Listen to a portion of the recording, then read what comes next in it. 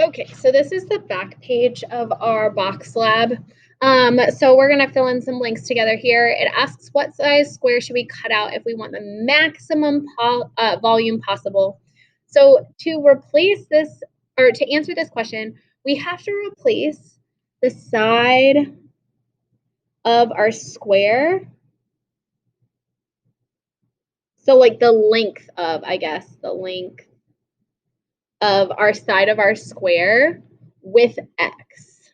Okay, so because we want to be able to change this value at whatever point. So remember that our width for this side was 8.5. Our length for this side was 11. So when we build our, and then our sides of our square that are going to be cut out are length x. So when we build our box, our height will be x. Our length will be 11 minus 2x because we cut 2 corners out of the sides, and then also 8.5 minus 2x.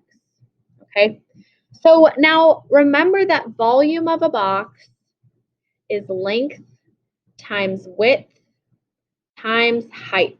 Okay, so this means that I'm going to take my length, my width, and my height, and I'm going to multiply them all together.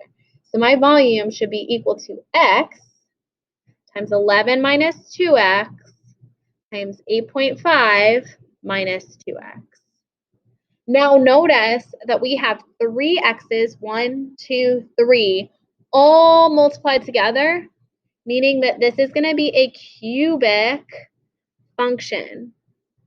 Okay? So each of these sides is the volume in total is a cubic function. But notice that each of these little factors is a linear function. So we have linear, linear, and then this guy right here is linear as well. Okay, so our individual factors are each of the side lengths of our box is linear, but the entire thing is, for volume, is a cubic function. So what we're going to do is we're going to draw the graph of this function. Okay, we're going to label its maximum point, and then we're going to use our calculator to figure out the maximum volume for this particular function. So I'm going to grab my calculator. I'm going to go to the y equals section. You can also do this on Desmos. Just type this in exactly. And I'm going to type mine in just like this. So 11 minus 2x and 8.5 minus 2x. And then I'm going to hit graph. Oh, my window's bad. So I'm going to have to change my window. I'm going to go ahead and change it back to the standard window form. And oops, we'll see how that does. Ooh, that's too small. So I'm going to make my y value a little bigger. I'm going to make it like 20. I'm going to bring this back down to 1. Ooh, we still can't see our maximum, can we? So we need to make our y max. Let's make it just 50 just to make sure that we get it in there this time. Oh no, we still didn't get it. That's crazy. I guess our volume can be pretty big. We'll do 100, make my scale 10 so that thing's not so big. Okay, there we go. Now we have our function. Now if you're doing this on Desmos, I can also do it on Desmos real quick. Let's see. So you'll have Desmos pulled up. Can you guys see this even? Yeah, that's pretty clear. Okay. And then you would type in x, 11 minus 2, oops, not y, x, and 8.5 minus 2x. And then you could just zoom out and change your window by doing this. Okay, it makes it pretty skinny. You could change your x-axis to just go from like -10 to 10. And then it will make your thing less squished. So in either case, that's the graph we've got, okay? If you're on Desmos, you can just click on the maximum, which is super nice. If you're using your calculator, click second and then trace. Go down to number 4, which says maximum, click enter. It wants the left bound, so make sure your little cursor is to the left of the maximum. Click enter. Make sure your cursor is to the right of the maximum. Click enter, and then it wants you to make a guess. The guess part doesn't really matter. And it gives us the same exact answer. Our x value is 1.585. Our y value is 66.148. Okay, so let's look at our instructions real quick on this graph. So it says first draw the graph of the volume function. So it's a little bit easier to see little boundaries for this graph on Desmos. So I'm going to use that. And I'm going to draw in my x and y axes. And I am only doing, I want like the positive values here. So here's my x and here's my y, because I'm not going to have a negative volume and I'm not going to have a negative length of my side. And I can't take out a negative square. I can't like build a square onto there. So we're just going to leave it like this. So then let's see, this goes up to 50. So maybe this would be 25 and that would be too big. Let's go up by 10s. So 10, 20, 30, 40, 50, 60, 70, 80.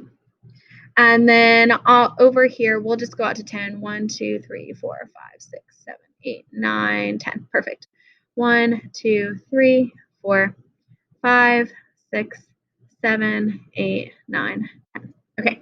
So we want to label points on here. So we know that our maximum was at 1.58, so a little over a half. And then we went up 66 units. So 66 would maybe be right here. Okay, so this is our maximum at 1.585, comma 66.148. Let's look at other values that are interesting, like maybe it intersects at 0, 0. It also intersects at 4.250. It has a minimum at 4.9. So that's like almost 5. And it goes down to like 7. So maybe here, if this were negative 10. And then its other x-intercept is at 5.5. So right here. So we know that our function is going to go up like this there, and it's going to curve down like this here. Okay, so this is what our function is roughly going to look like. Okay, it was easier to like be able to have Desmos and click on these little values rather than like having to find all those values on your calculator. But you do whatever you would like. Just make sure that when you're asked to draw out a graph for this, you label at least one point.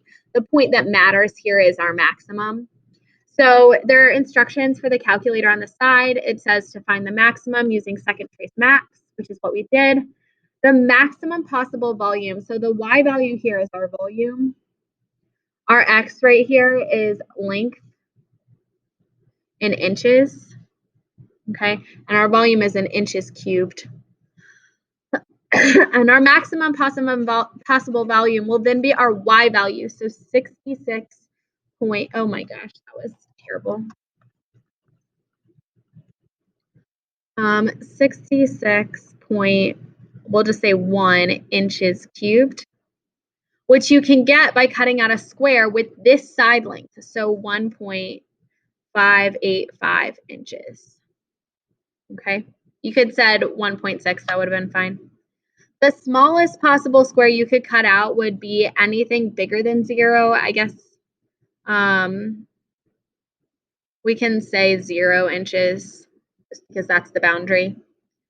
And the largest possible square you could cut out would be, so if we look right here, this point, if you'll remember, was 4.25.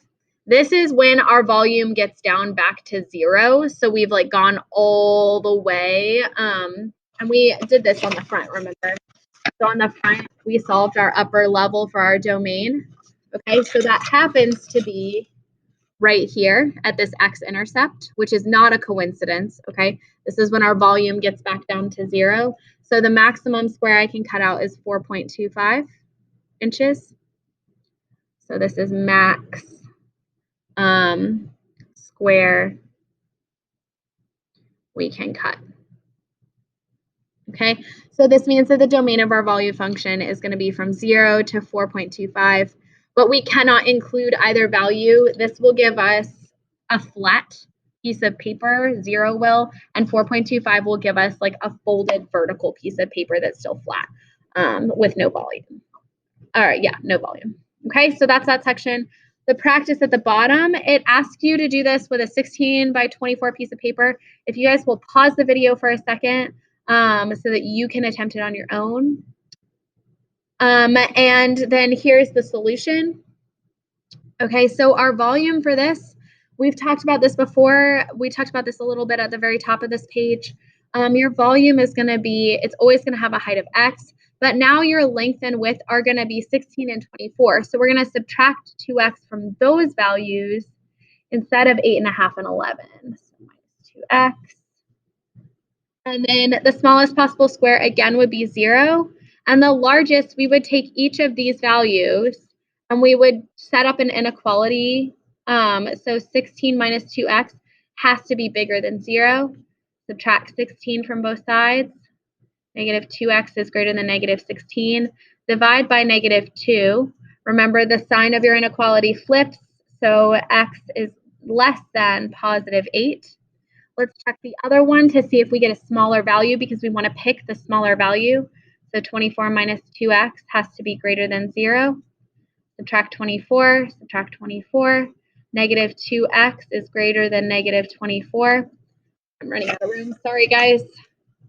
Divide by negative 2, divide by negative 2. Negative 24 divided by negative 2 is going to give us an x, which is less than, we flip the sign because we divided by a negative, positive 12. We want to pick the smaller of these two values. The smaller is 8. So our largest possible square will be 8. But either of those will give you either a flat sheet of paper or a flat vertical sheet of paper with no volume. So we cannot include those. So we use our round parentheses. And our domain is going to be from 0 to 8. You can also write this as 0 is less than x, which is less than 8. Okay, and you could graph this. You would pick the first x-intercept to get this value right here. Okay, and 0 will always be your smallest square. Okay, all right. So that's it for the box lab. You guys will do some practice next, so make sure you look down at the next content block for practice.